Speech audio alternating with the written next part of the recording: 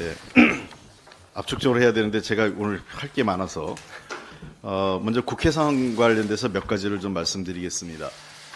정개특위가 그 선거구 획정 및 선거법 개정과 관련돼서 활동을 하고 있는데요. 지금 현재 선거제도의 가장 그 불합리한 허점인 위성정당 방지 제도 개선이 지금 제대로 진척이 되지 않고 있습니다.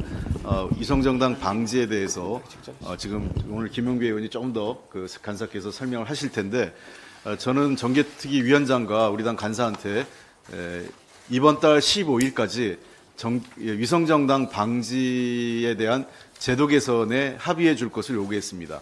15일 기한을 넘어서서도 합의가 안 될 경우에는 그에 따른 민주당의 판단을 다시 한번 해야 될 시점이라고 생각합니다. 그래서 마냥 기다릴 수 없기 때문에 15일까지 정개특위에서 위성정당 방지에 대한 제도 개선을 합의해 줄 것이고 여당이 이에 대해서 전향적인 태도를 다시 한번 촉구합니다.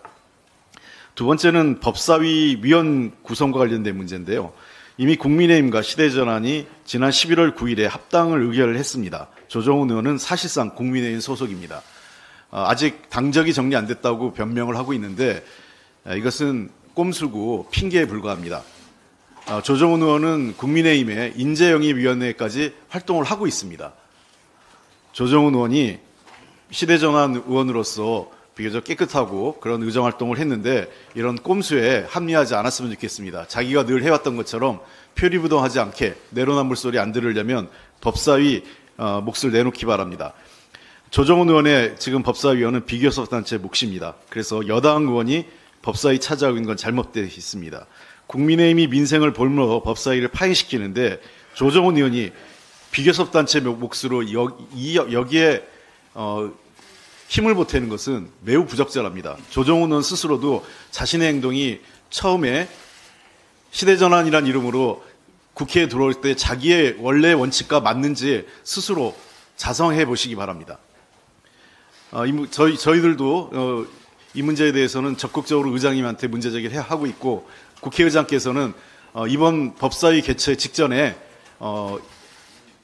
이 비교섭단체 몫으로 조정훈 의원을 교체해 줄 것을 다시 한번 촉구합니다.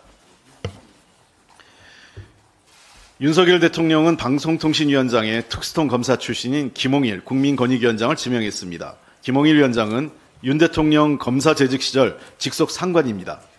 또 잘하는 사람, 또 특수부 검사이네요. 방송, 통신 등 관련 분야의 경력이라고는 전무한 특수부 검사 출신의 이동관 체제로 망가진 방통위의 위상과 미디어 산업의 미래를 위해 무엇을 할 수 있는지 국민은 납득할 수 없습니다. 모르겠습니다. 윤 대통령도 얘기하시고 우리 한동훈 장관도 수사했으니 우리 잘한다 이렇게 얘기하니까 김홍일 위원장께서도 방송통신과 관련된 수사를 한 경험이 있어서 전문가라 생각하는지 모르겠습니다만 제가 보기엔 납득이 할 수가 없습니다. 김홍일 후보자는 정권의 방송장을 위한 수족이었습니다. 권익위원장 임기 5개월 동안 김홍일 위원장은 정부가 고른 방문진 인사들을 문제가 있는 것처럼 포장해 수사기관에 넘기는 역할만 했을 뿐입니다. 청탁금지법 위반 혐의로 권익위에 신고가 들어오면 이례적으로 신속한 조사를 통해 문제가 있는 것처럼 브리핑하면서 관련 내용을 대검에 이첩하는 역할을 충실히 했습니다. 그러면 방통위는 수사기관 조사 중이라는 점을 근거로 해임안을 건의하고 대통령은 기다렸다는 듯 해임안을 제거했습니다. KBS 남영진 이사장, 법원이 바로잡긴 했지만 MBC 박문진, 권태선 이사장, 김석환 이사도 같은 방식으로 일을 처리했습니다. 그런 인물을 방송통신위원장으로 지명한 것은 검찰 수사하듯 방통위를 좌지우지하며 방송장악하겠다는 대통령의 선전포고일 뿐입니다. 방송의 자유와 독립은 민주주의 국가의 기본입니다. 방송통신위원회의 수장으로 김홍일 후보자는 부적격 인사입니다. 특히 MB 관련 수사에 면죄부를 준 책임도 있는 자이기 때문에 더 부적절합니다.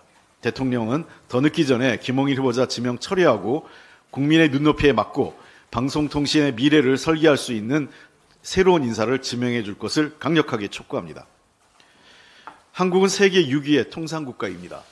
균형 외교가 무너질 경우 우리 무역은 당장 직접적인 영향을 받습니다. 정부 출범 후 계속된 외교 무능 청구서가 이제는 우리의 경제와 안보를 위협하는 청구서로 날아오고 있습니다. 한국의 최대 무역 흑자국이었던 중국은 최대 무역 적자국으로 바뀌었습니다. 중국 수출이 18개월째 감소세입니다. 올해 연간 대중무역 수지는 200억 달러에 육박하는 역대급 적자 전망입니다. 우리가 중국을 상대로 한 무역에서 적자를 기록한 것은 1992년 이후 31년 만입니다. 지난 1일 미국 정부는 인플레이션 감축법, IRA 전기차 보조금 세부 규정을 발표했습니다. 중국 기업 지분율이 25%를 넘는 합작회사를 해외 우려 기업으로 정해 해당 기업에서 만든 배터리를 쓰는 전기차는 보조금 지급 대상에서 제외하는 내용입니다. 배터리 업계 불확실성이 해소된 측면이 있다고는 하지만 중국산 소재 의존도가 높은 우리 기업의 부담이 더 늘어날 것으로 전망되고 있습니다. 당장 2025년부터 적용되는 핵심 강물 중 중국 의존도가 큰 천연 흑연이 규제 강물에 포함될 경우 우리 기업은 미국 정부로부터 보조금을 받을 수 없기 때문입니다. 그럼에도 정부는 뾰족한 대책을 내놓지 못하고 있습니다. 한미동맹 최고조로 좋고 바이든 대통령의 절친이라고 자랑하는 우리 대통령 맞습니까? 우리 기업의 이익 하나 못 지켜주면서 한미동맹 문제없다, 내가 최고로 바이든 대통령과 가깝다, 이거 부끄럽지 않습니까? 정부는 지난 10월 3분기 해외 직접 투자가 전년 동기 대비 11.3% 증가한 239.5억 달러로 3분기 기준 역대 최대 실적을 기록했다며 대통령 순방 세일즈 성과라고 발표한 바 있습니다. 설명대로라면 대통령이 가장 공을 들인 미국과 일본의 투자도 늘어야 하는데 도리어 줄었습니다. 미국은 51.9억 달러로 동기 대비 27.3% 감소, 일본은 9.3억 달러로 10.5%가 감소한 것입니다. 정부는 해외 직접 투자로 국내 산업의 공급망 강화 등 효과를 기대한다는데 오히려 공급망 위기 상황입니다. 반도체와 2차 전지의 핵심 원료인 갈륨, 게르마늄과 인조 흑연은 중국에 절대적으로 의존하고 있는 상황입니다. 거의 90%에 육박합니다. 요소수 대란은 반복된 일입니다. 9월부터 중국이 비료용 요소 수출을 중단할 것이라는 보고가 있었습니다. 이미 나왔던 내용입니다. 그러나 중국산 요소 수입 비중은 21년 71%에서 지금 현재 90%까지 도리어 증가한 것입니다. 이런 상황에도 대통령은 11월 중순 에이펙에서 만난 시진핑 주석과 인사만 하고 헤어졌습니다. 요소수 문제 한 말씀도 안 하신 겁니다. 두 정상이 인사한 시간이 1분이니까 얘기할 시간이 없었겠죠. 주변 강대국 중 유일하게 중국과의 회담만 성사되지 않았습니다. 패권전쟁 중에도 바이든 대통령과 시진핑 주석은 최근 약 4시간 동안 정상회담을 가졌습니다. 윤석열 정부의 경제안보 전략이 보이지 않습니다. 각국은 핵심 기술과 소재 공급망 관리를 통해 주도권을 차지하기 위해 치열한 경쟁을 벌이고 있습니다. 경제가 안 보이고 안보가 경제인 상황에서 무역구조 다변화는 생존의 문제입니다. 그러나 경제 홍토를 확장해 나가야 하는 절박한 상황에서 정부는 편향된 이념 외교로 대한민국 경제 홍토를 더 좁은 울타리에 가두고 있습니다. 경제가 비상 상황입니다.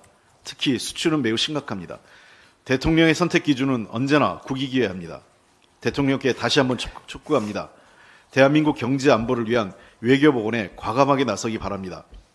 곧 네덜란드 순방이 있습니다. 이번에는 정말 제대로 된 순방 성과를 기대하겠습니다. 또 한 번, 지난번